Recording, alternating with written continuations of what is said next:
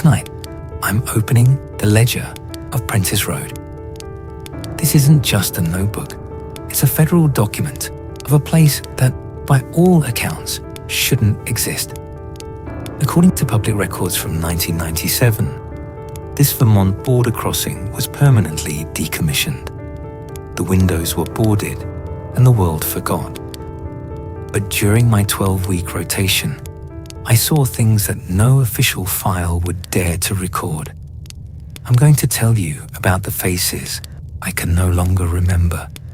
The strangest part? When I try to visualize the people I processed, I don't see human features anymore. I only see their passport photos, static, frozen, and lifeless. It's as if they were never flesh and blood to begin with. They were just documentation.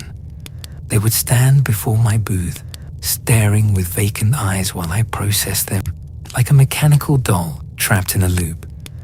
But the true horror didn't start with the arrivals. It started with the radio. My instructions were clear. If a Category 3 discrepancy occurred, I was to contact the coordinating office immediately.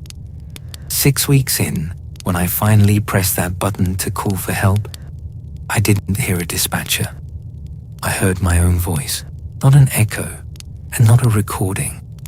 Everything I was about to say was being spoken back to me exactly 1 second before I said it.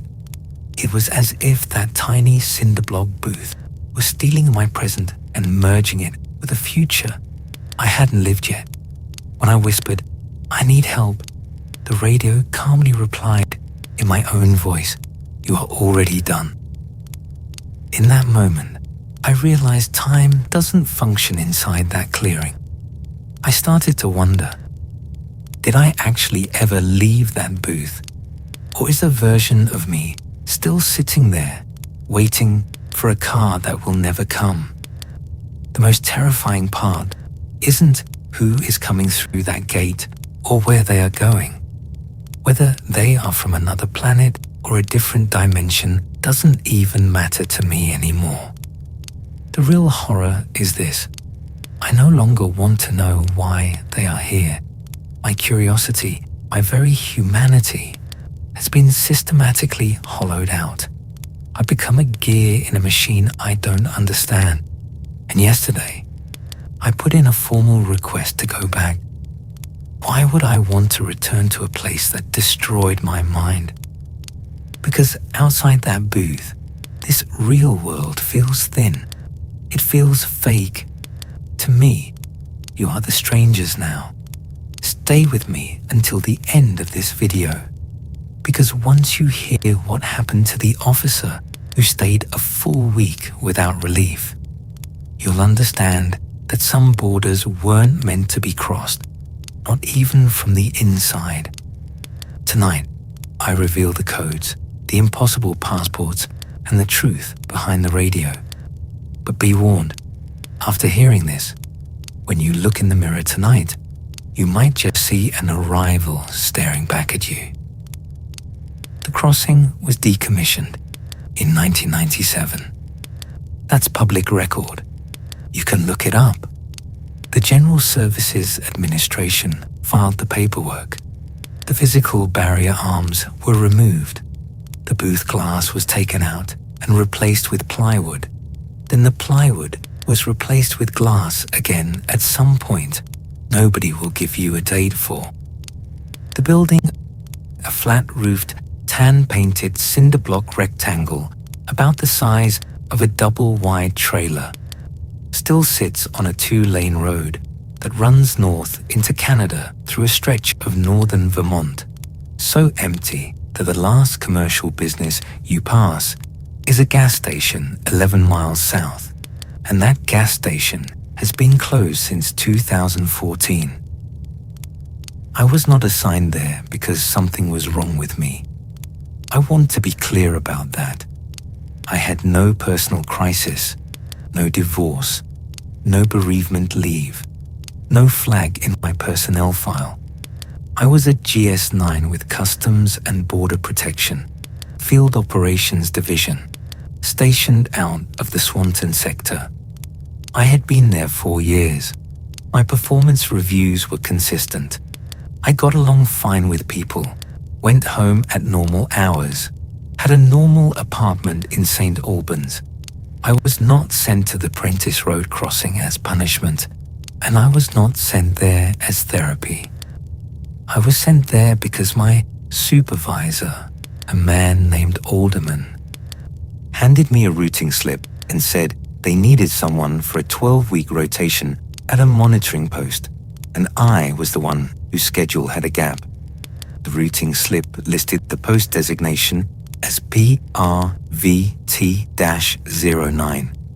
It listed the duty as intake processing and compliance observation. It listed the shift as 0600 to 1800, Monday through Friday. It listed the site as the Prentice Road crossing, which I had never heard of despite working the sector for 4 years, and it listed the supervisor as Coordinating Office with no name attached. I asked Alderman what the post was. He said it was a crossing. I said I thought all the decommissioned crossings in the sector had been reassigned to remote monitoring. He said this one still had a physical presence requirement. I asked what I'd be processing. He said arrivals. I asked what kind of volume. He said low. I asked if there was a secondary officer. He said no. I asked if there was a relief rotation. He said the shift was 12 hours and the weekends were unmonitored. I asked who I should contact if I had questions on site. He said the coordinating office would be in touch. That was the last conversation I had with anyone in my chain of command about the posting before I drove up there. The road was fine for the first several miles out of the last town. Paved, 2-lane, center striped. Then the center stripe stopped. Then the pavement narrowed. Then it didn't so much turn to gravel as become the kind of asphalt that had given up on being asphalt and was letting the ground win. The trees were thick and came close to the road on both sides. Spruce mostly, some birch, no houses, no signs, no turnoffs. For the last 4 miles, there was nothing to indicate the road went anywhere at all. Then there was the crossing. It looked exactly like a small border station should look, except that it was in perfect condition. The booth was intact. The glass was clean. The barrier arm, which I had read was removed in 1997, was present and lowered. The building behind the booth had a steel door with a numeric keypad lock. The parking area to the right had a freshly painted white line delineating a single vehicle space. And beyond the barrier arm, the road continued north into Canada for about 200 yards of visible distance before the trees closed over it and it vanished. I parked. I entered the code from my routing slip into the keypad. The door opened. Inside was a small, clean room with a desk, a computer terminal, a chair, a wall-mounted clock, a radio unit, a filing cabinet, and a laminated procedures sheet bolted to the wall beside the desk. The procedures sheet had 14 items. Most of them were what you would expect.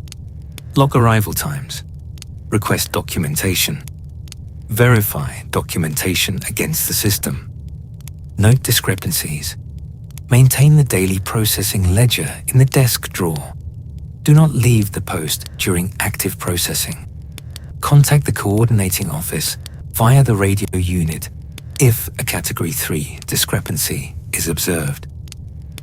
Do not attempt to resolve Category 3 discrepancies independently. Item 11 said, arrivals may not present identification consistent with currently recognized national or territorial designations process normally. Item 13 said, do not engage arrivals in conversation beyond what is required for processing. Item 14 said, at the conclusion of each processing event, the barrier arm will reset automatically. Do not attempt manual override. I read the sheet 3 times. Then I sat down, logged into the terminal, and waited. Nothing happened on the first day. Nothing happened on the second or the third. The terminal stayed on a blank intake screen. The road beyond the barrier arm stayed empty. The trees did not move in any unusual way. No sounds came from any direction that were not wind or birds. I brought a book on the 4th day, then felt guilty about it and put it away. On the 5th day, a Friday, I drove home to St. Albans and spent the weekend not thinking about it more than a reasonable amount. The first arrival came on Tuesday of the 2nd week at 7:41 a.m. I didn't see a vehicle approach. What I saw when I looked up from the terminal was a person standing on the other side of the barrier arm, on the Canadian side, facing the booth. A man, medium build, grey jacket, dark pants. He was standing still in a way that looked normal, the way someone would stand while waiting in a line. He was looking at the booth. Not at me specifically, at the booth. I went to the booth. I slid the glass panel open. I said good morning and asked for documentation. He reached into his jacket and produced a passport. I took it. It was a real passport. I mean, it was a physical object that had the weight and texture and construction of a passport. It was dark blue. It had text on the cover in a language I did not recognize, and a seal I had never seen. Something geometric, nested circles with a fine crosshatch pattern that might have been decorative or might have been script too small to read. Inside, there was a photograph that matched the man in front of me. There was a name in characters I couldn't read.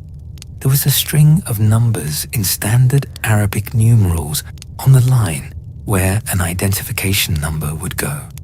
I went back inside and entered the number into the terminal. The system accepted it. A record populated, not a match. I don't mean it pulled up existing information. I mean the system created a record right there as I watched.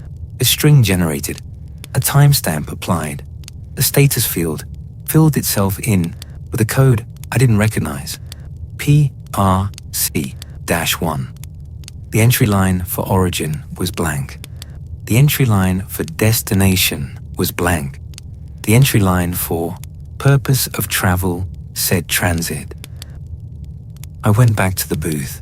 I returned the passport. I said he was clear to proceed. The barrier arm rose. The man walked forward, past the booth, past the building, and south down the road in the direction I had driven in from. I watched him until the road curved and the trees took him. The barrier arm lowered itself. I sat down at the desk and opened the processing ledger. It was a lined notebook, government issue, and it had entries in it already. Dozens of pages of entries, all in the same format. Date, time, PRC code, a brief physical description. The handwriting was not mine. It was not all the same handwriting. Some of it looked recent. Some of it looked old enough that the ink had turned brown. I added my entry. I wrote the date, the time, PRC1, and male, medium build, grey jacket. Then I sat there for the rest of the shift and tried to figure out what I had just done. I want to be precise about something. I was not frightened. I was confused in a way that was more administrative than existential. A person had arrived at a border crossing. I had processed them. The system had accepted the input. The procedure had been followed. Every step had worked exactly the way the procedure sheet said it would. The only problem was that nothing about it connected to anything I understood about what a border crossing does, or who that man was, or where he was coming from, or where he was going, or what country had issued that passport, or why the system had a record protocol for it. But the job had worked. That's the thing I keep coming back to. The job had worked perfectly. Over the next 3 weeks, I processed 11 more arrivals. They came at irregular intervals. Some days had none. One day had 3. They were men and women of varying ages. They were dressed normally, but not identically. They all presented documentation.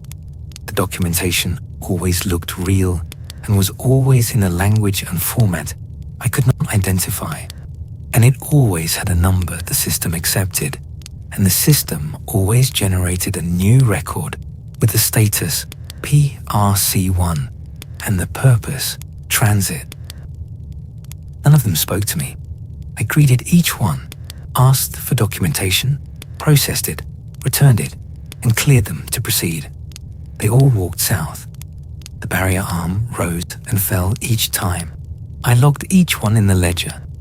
I began noticing things, but I want to be careful about how I describe what I noticed, because I don't want to make it sound like the kind of thing where the narrator says, and then I noticed something strange. Everything was strange. The strangeness was the baseline. What I noticed were variations within the strangeness, and I am not sure which of those variations were real and which were artifacts of my own pattern seeking in a situation that didn't have patterns.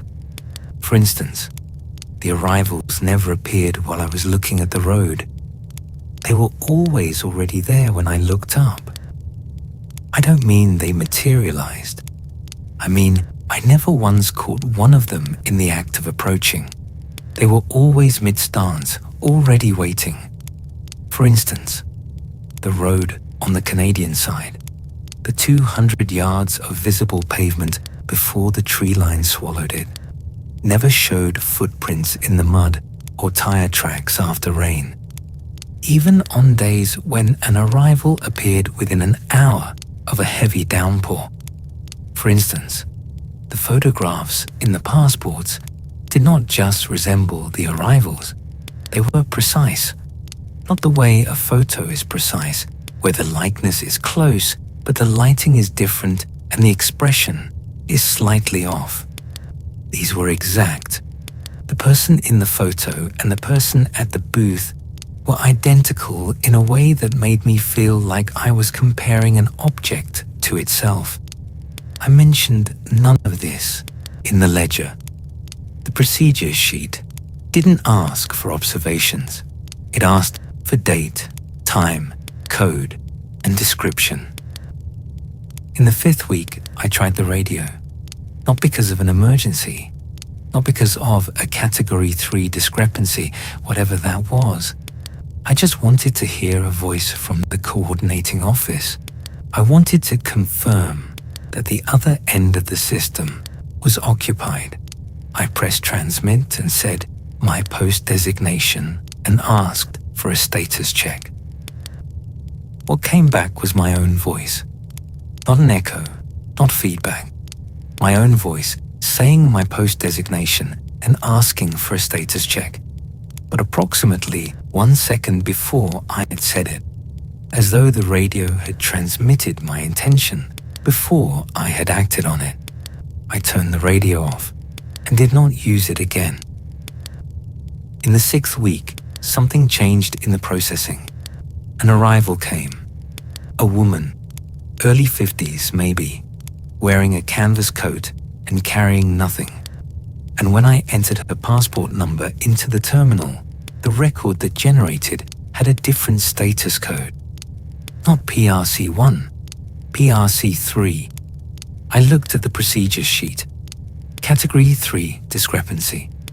Contact the coordinating office. Do not attempt to resolve independently.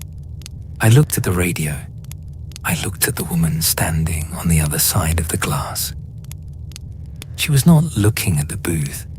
She was looking at me, directly at me, not with hostility, not with need, not with any expression I could name as an emotion. She was looking at me the way I look at the terminal screen when I am waiting for a record to populate. She was watching a process complete. I returned her passport. I said she was clear to proceed. The barrier arm rose. She walked south. The barrier arm fell. I logged her. Date, time, PRC3, female, early 50s, canvas code. I did not contact the coordinating office. I did not note the discrepancy. I don't know why. I don't mean I made a reasoned decision not to. I mean the action of reporting simply did not occur as a real possibility in the moment. It was like trying to remember a word in a language you studied once and lost. The concept was there. The capacity to act on it was not. That night, in my apartment in St. Albans, I made dinner and watched television and went to bed at my normal time. And as I was lying there, I realized I could not remember what any of the arrivals looked like. Not the woman from that day, not the first man in the grey jacket, not any of the 11 in between. I could remember their descriptions, the ones I had written in the ledger, but I could not see their faces. When I tried to visualize them, what I got was the passport photographs, not the people, the photographs of the people, as though my memory had been replaced by the documentation. I went back the next morning. I processed 2 more arrivals. I drove home. I went back the next day. I processed 1. I drove home. Somewhere around the 8th week, I stopped keeping track of which parts of the job I understood and which parts I didn't. Not because I had come to understand them, because the distinction had stopped mattering. The job worked. The procedures were consistent. The system accepted the inputs. The barrier arm rose and fell. The arrivals came and went south, and I never saw where they went after the curve in the road, and I stopped thinking about where they went after the curve in the road, because that was not part of the procedures. I want to tell you that I noticed myself changing. I want to tell you there was a moment of clarity where I saw what was happening and had to decide whether to resist it. That would be the right shape for this kind of story. Man takes strange job. Strange job changes man. Man sees the change and has to choose. But that is not what happened. What happened is that the job made sense. Every day, it made slightly more sense than it had the day before. Not because I learned anything new, because the parts of me that needed it to make sense in the old way were getting quieter. My 12-week rotation ended on a Friday. I drove to the Swanton sector office on Monday and reported to Alderman. He asked me how it went. I said fine. He said good, and handed me my next assignment, which was a normal port rotation in Highgate Springs. I took it. I worked it. I was competent. I processed ordinary travelers with ordinary passports from ordinary countries, and the system matched them to existing records and everything connected to everything else in the way it was supposed to. And it felt like pretending. Not wrong, not false, just thin. Like reading a description of something you've seen in person.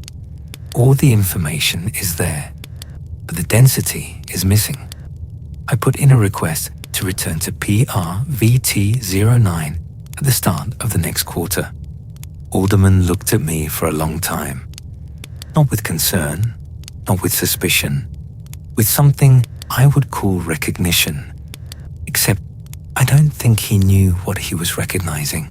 He approved the request. I'm back here now. It's week 3 of the second rotation. The arrivals are still coming. The system still works. The ledger is getting full, and there is a fresh one in the filing cabinet, still in its plastic wrap, as though someone knew it would be needed. I process them. I log them. I don't know what they are. I don't know where they come from. I don't know where they go after the curve. I don't know what PRC1 means, or what PRC3 means, or what the coordinating office is, or whether anyone has ever been on the other end of that radio. I don't know what the system is for, but I know how to do my part of it, and the part I do works. I keep waiting for that to stop being enough. I keep expecting to wake up one morning and feel the old need to understand, to contextualize, to make the job connect to a framework larger than itself. I keep thinking the version of me who asked Alderman all those questions on the first day will reassert himself and demand answers. He hasn't yet. I don't know if that means something happened to me, or if this is what it feels like when something was always true about you and the right circumstances finally made it visible. That's the part I can't process. The arrivals, I can process. I process them every day. Whatever they are, wherever they come from, the procedure holds and the system accepts the input, and the barrier arm rises and falls, and the ledger fills. It's only myself. I can't get through the booth.